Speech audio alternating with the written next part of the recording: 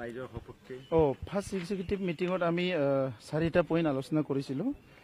প্ৰথমে হৈছে যেটো ল্যান্ড পাৰমিশন, ল্যান্ড ট্ৰান্সফাৰ, ইয়াৰ কাৰণে এটা SOP প্ৰিন্সিপাল সেক্ৰেটাৰীক বনাব দিয়া হৈছে আৰু তেখেতে বনাই দিব আৰু সোনকালে ল্যান্ড ইস্যুবিলাক ৰিজলভ কৰাৰ কাৰণে ঠিক কৰা হৈছে।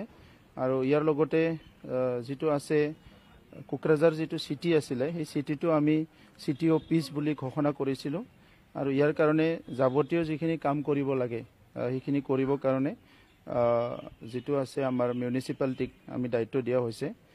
আৰু ইয়াৰ লগতে আসাম মোৰ যেটো আঁচনি হিচাপে অৰুণোদয় আৰু সয়াম যেটো স্কিম আছে এই দুটা আঁচনি আমাৰ তাত প্ৰপাৰলি ইমপ্লিমেণ্ট কৰাৰ কাৰণে আমি কিছুমান ডিসিশন লোৱা হৈছে। আৰু ইয়াৰ লগতে এটা ডিসিশন আমি লৈছোঁ যে যেটো BTR একৰ্ড যেটো সকলোৰ এটা আশা আকাংক্ষাৰ এটা একৰ্ড হয়, তো সেই একৰ্ডটো অতি শীঘ্ৰে ৰূপায়ণ হ'ব লাগে। তো সেইকাৰণে আমাৰ ফাৰ্ষ্ট আমি যেটো কাউন্সিল কেবিনেটখিনি বহিছিলোঁ তাত আমি এই ডিসিশনটো লৈছোঁ কি আসাম গভৰ্ণমেণ্ট আৰু ভাৰত চৰকাৰক আমি পত্ৰ প্ৰেৰণ কৰিছোঁ। ইতিমধ্যে আমি কৰিবলৈ লৈছোঁ, অহাকালি কৰিম কি BTR একৰ্ড যেটো অতি শীঘ্ৰে ৰূপায়ণ কৰিব লাগে, ইমপ্লিমেণ্ট কৰিব লাগে।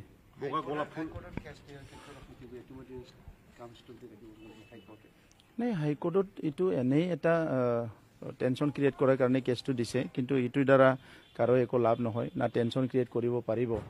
যেটো প্ৰচিডিউৰেল ফল্ডৰ কথা তেখেতসকলে কৈছে এইটো 3 বছৰ তেখেতসকলে 3টা টাৰ্মছ অলৰেডি কৰি আহিছে।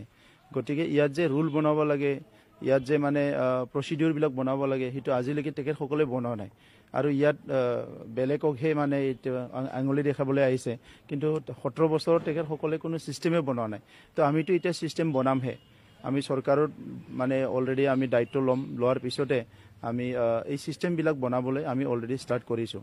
ইয়াত সকলোৰে চিষ্টেম থাকিব, নট অনলি এছেম্বলি বহা, বাকী চিষ্টেমবিলাকো প্ৰপাৰলি হ'ব, যাহাতে ইয়াত যোনে ইচ্ছা কৰে যোনে মানে জিটি কৰিব নোৱাৰাকে গোটেইকেইটা চিষ্টেম আমি প্ৰপাৰলি কৰা হ'ব।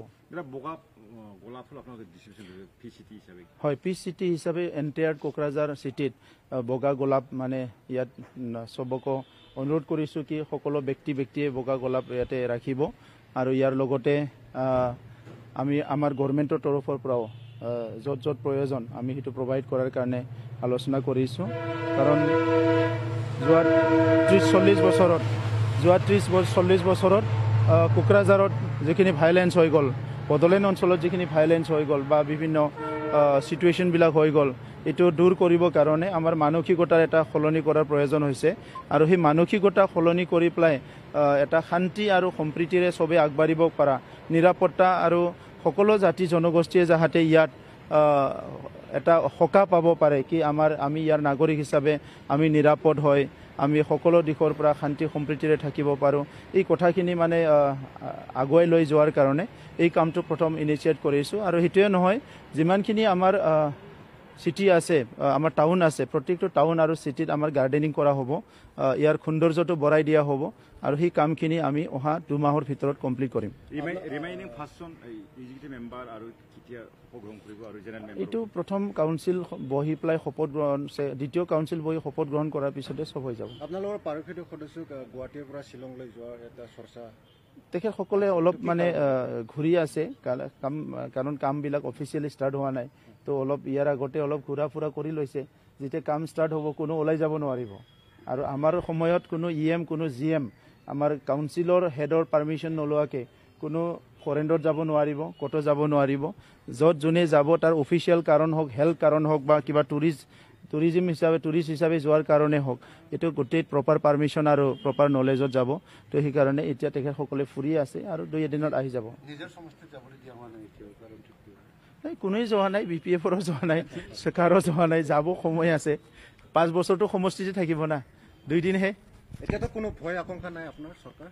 একো ভয় আশংকা নাই, এনেও আমি ভয় নকৰোঁ আৰু এতিয়াতো আৰু বেছি ভয় নাই। চৰকাৰ আমাৰে আহিলে আৰু কি ভয় থাকিব। ঠিক আছে।